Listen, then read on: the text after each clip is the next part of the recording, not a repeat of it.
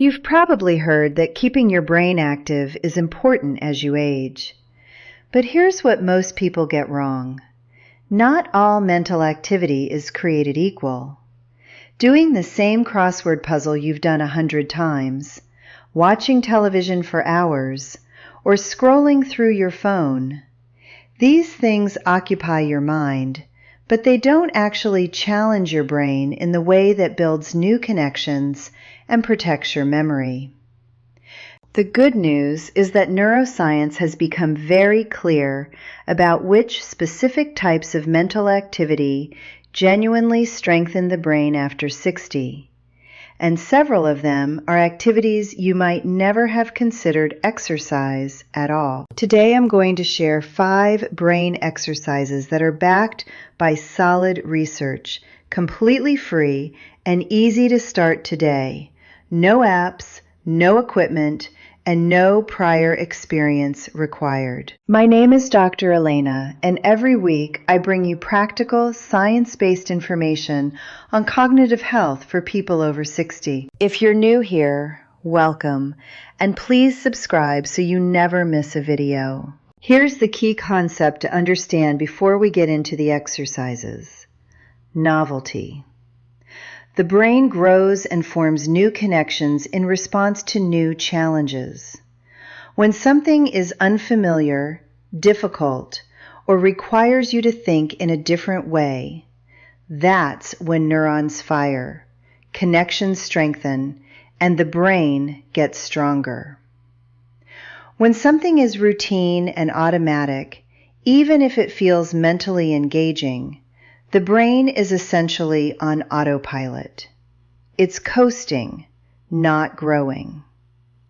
This is why the same puzzle you do every morning eventually stops being effective. It's not that puzzles are bad. It's that familiarity removes the cognitive challenge. The brain needs to be surprised, stretched, and slightly uncomfortable to truly benefit. With that in mind, here are 5 exercises that consistently deliver that challenge, and what the science says about each one. Exercise 1. Learning something genuinely new. The single most powerful brain exercise that neuroscience has identified is learning a new skill, something you have never done before and that requires real mental effort to develop. A landmark study published in Psychological Science followed adults in their 60s and 70s over several weeks. Those who learned demanding new skills, like digital photography or quilting, showed significant improvements in memory compared to those who only did familiar activities like crosswords or listening to music. The key word was demanding. The brain responded to the challenge of building something truly new. Practical options that work particularly well. Learning a new language, even just 15 minutes a day with a free app. Learning a musical instrument, picking up a new craft, or learning to cook a completely unfamiliar cuisine. The activity matters less than the genuine novelty and the consistent practice. Pick one thing that genuinely interests you and commit to it for at least a month. That's when the real neurological benefit begins. Exercise 2. Reading and active recall. Reading is excellent for the brain, but only if you do one additional step that most people skip entirely: active recall.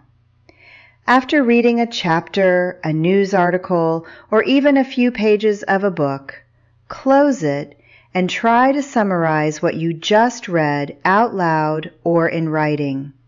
Don't look back. Try to reconstruct it from memory.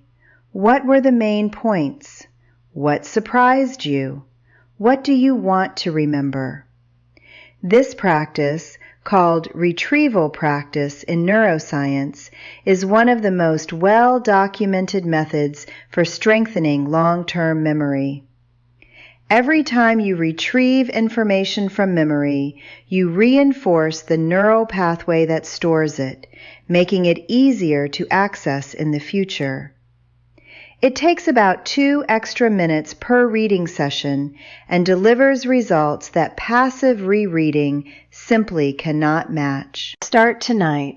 Read something you enjoy, then spend 2 minutes summarizing it aloud before you put the book down. Exercise 3. Dual task physical activity. This one surprises people, but the evidence behind it is very strong. Combining physical movement with a simultaneous cognitive task, what researchers call dual task training, activates the brain far more powerfully than either activity alone. Simple examples. Walk while reciting the names of everyone in your family. Do light stretches while listening to a new podcast and trying to retain what you hear. Garden while counting backwards from 100 by sevens. Dance to music you don't know well, because unfamiliar choreography forces the brain to plan, coordinate, and adapt in real time.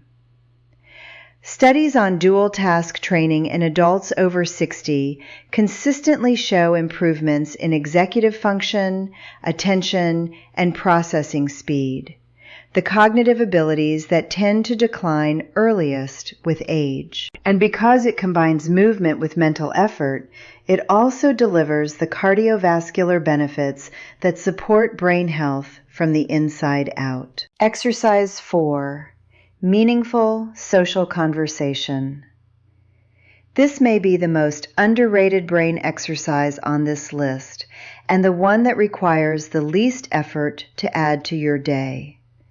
Substantive conversation, the kind where you listen carefully, follow complex ideas, recall things from memory, form and express opinions, and respond in real time, engages an enormous range of cognitive functions simultaneously.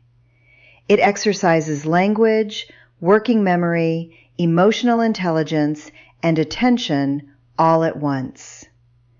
Research from Harvard's aging studies found that people with rich social lives had slower rates of memory decline and maintained stronger cognitive function into their later years than those who were more socially isolated, regardless of education, income, or physical health. The brain, quite simply, was built for connection, and it thrives when that need is met. Make it a habit. Schedule 1 meaningful conversation per day, a phone call with a friend, a discussion of what you read that morning, a family dinner without screens. Quality matters more than quantity. Exercise 5. Deliberate memory practice. The 5th exercise is one you can practice anywhere, anytime, with no equipment at all. And it directly trains the memory systems most vulnerable to age-related decline. At the end of each day, before you go to sleep, spend 5 minutes mentally reviewing what happened during the day. Where did you go? Who did you speak to? What did you eat? What was the most interesting thing you heard or read? Try to recall specific details, not just general impressions. This practice exercises episodic memory, the type of memory responsible for personal experiences and daily events, which is precisely the type that tends to become less reliable after 60. By actively rehearsing daily events before sleep, you also strengthen the consolidation process that happens during the night, reinforcing those memories in long-term storage.